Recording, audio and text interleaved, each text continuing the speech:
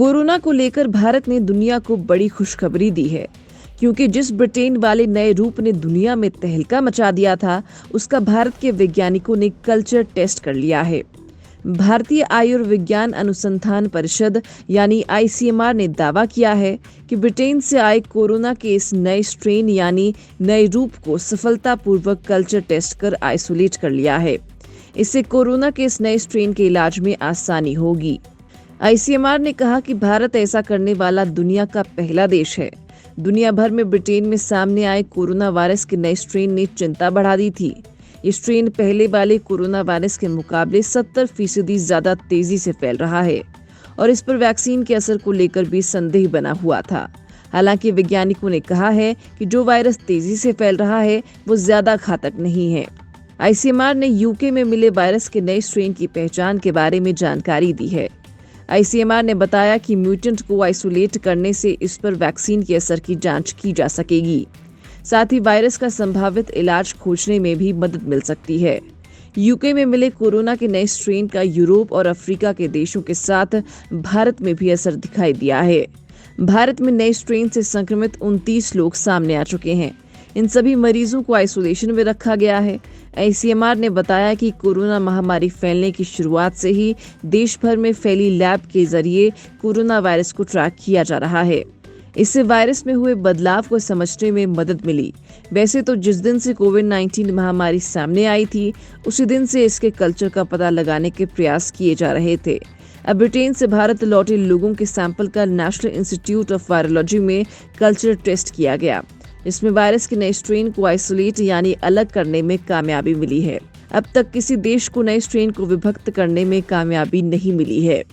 Culture एक ऐसी प्रक्रिया है जिसके तहत कोशिकाओं को नियंत्रित परिस्थितियों के तहत उगाया जाता है और आमतौर पर उनके प्राकृतिक वातावरण के बाहर ऐसा किया जाता है। 70% तेजी से फैलता है नया स्ट्रेन। ब्रिटेन में अब तक कोरोना वायरस के ज्यादा खतरनाक 2 वेरिएंट मिल चुके हैं। पहला वेरिएंट मिलने के बाद ही भारत सरकार ने 21 दिसंबर को ब्रिटेन से आने वाली फ्लाइट्स पर रोक लगा दी थी। जो लोग इससे पहले फ्लाइट्स में भारत पहुंचे, उनका एयरपोर्ट पर ही RT-PCR टेस्ट किया गया था। वायरस में लगातार म्यूटेशन होता रहता है, यानी इसके गुण बदलते रहते हैं। म्यूटेशन होने से ज्यादातर वेरिएंट खुद ही खत्म हो जाते हैं, लेकिन कभी कभी ये पहले से कई गुना ज्यादा मजबूत और खतरनाक हो जाता है। ये प्रोसेस इतनी तेजी से होती है कि वैज्ञानिक एक रूप को समझ भी नहीं पाते और दूसरा नया रूप सामने आ जाता है।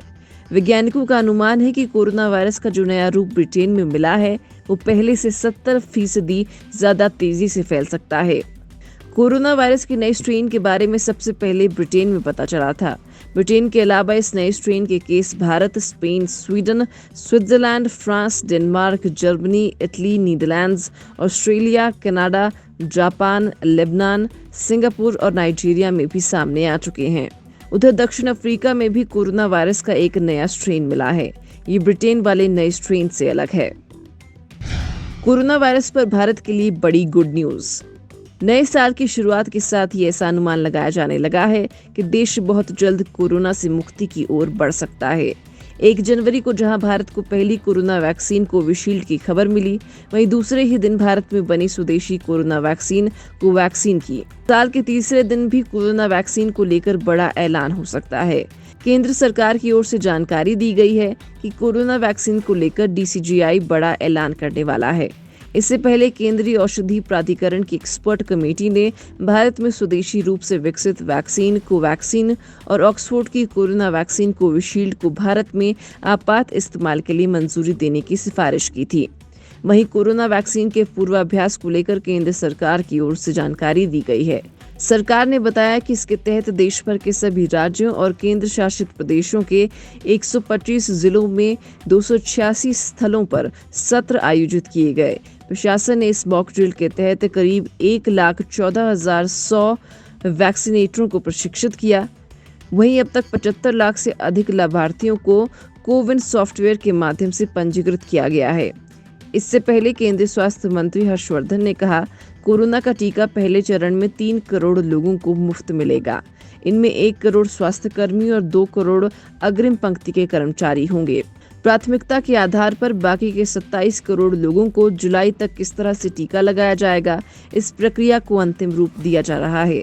इन लाभार्थियों में 50 वर्ष से अधिक आयु के लोग और पहले से किसी बीमारी से ग्रस्त इससे कम उम्र के लोग भी शामिल हैं। उन्होंने कहा, टीके को मंजूरी देने से पहले हम किसी भी प्रोटोकॉल से समझौता नहीं करेंगे।